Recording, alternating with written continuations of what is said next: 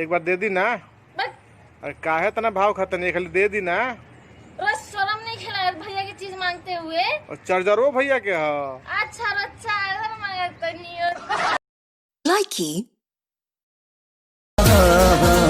किस्मत बातें ले दादा अरे जी बातों हराया गा अभी सुनिला बतिया बार से